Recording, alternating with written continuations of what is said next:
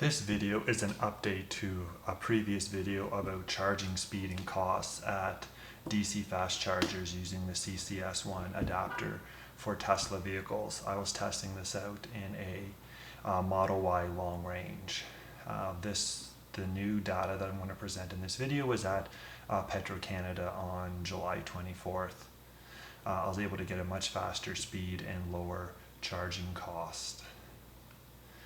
So where I've tested this before and got a similar about 40 some cents per kilowatt hour cost was at Electrify Canada in Calgary, at a ATCO Bears Paw Travel Center on the Trans-Canada Highway on the way to the Rocky Mountains, a Petro Canada also on the Trans-Canada on the way to the Rocky Mountains, Electrify Canada right in the town of Canmore, and then most recently the Petro Canada test in Canmore. This was the first time I had preconditioned going to Petro Canada, and it certainly made a big help. Between preconditioning and the weather being at 28 degrees Celsius, the low 80s Fahrenheit, my charging speed more than doubled.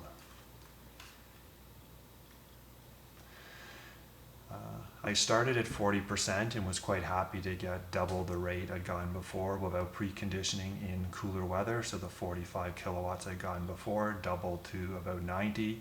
But then within 1.5% of charging, I was able to get 125 kilowatts, which is probably about as good as I'm going to get. And a lot of other YouTubers and Tesla owners have only gotten in the 120s or 130s with this adapter.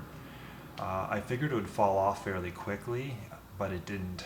I lost only about 20 some kilowatts when I got to 50% state of charge, and then dropped about another 10 when I stopped charging at 65%. But I figured I was going to be dropping down back to the 50 to 70 charging speed.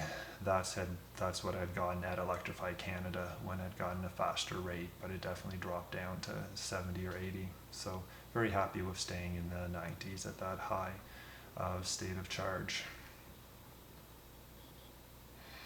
So updating my cost per kilowatt hour chart that I've been doing to try to figure out where's the cheapest for me to charge. Electrify Canada, my first test in probably the coldest weather, was the worst rate.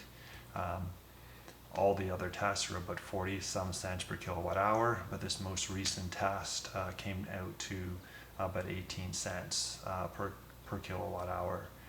So that's not a lot worse than what I'm paying at my house here in Calgary, Alberta. I'm about 12-13 cents all in when you put all the charges together, both the electricity and the distribution charges that are a function of usage. Rates have also jumped up here in Calgary, probably another 3 cents. So if you were signing a new contract, you're probably around 15 cents per kilowatt hour. So this Petro Canada rate that I got is very competitive. It almost concerns me that if we're getting costs similar to what I'm paying in my house, it's probably a sign that Petro Canada will be increasing these per minute charges at some point in the future. Right now they're probably trying to just build a customer base. Another thing I was also testing was the RBC credit card gives a rebate on your charging for the next year. So the little over $3 that I paid for my little over 20 kilowatt hours should get rebated, and I'm curious to see how long it takes before I'll see that bill credit on my credit, that charge reversal on my credit card. How this compares to Tesla superchargers, this is just one test that I did in Golden, and on this test I paid $14.87,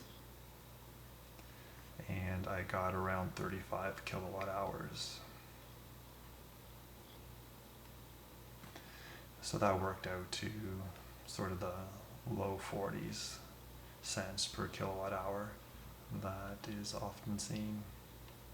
So this Petro Canada certainly beats that. significantly, and Electrify Canada won't be able to beat the Petro Canada cost per kilowatt hour because they charge much more per minute. So hopefully this helps you in deciding where you want to charge and exactly what type of costs you might have for charging.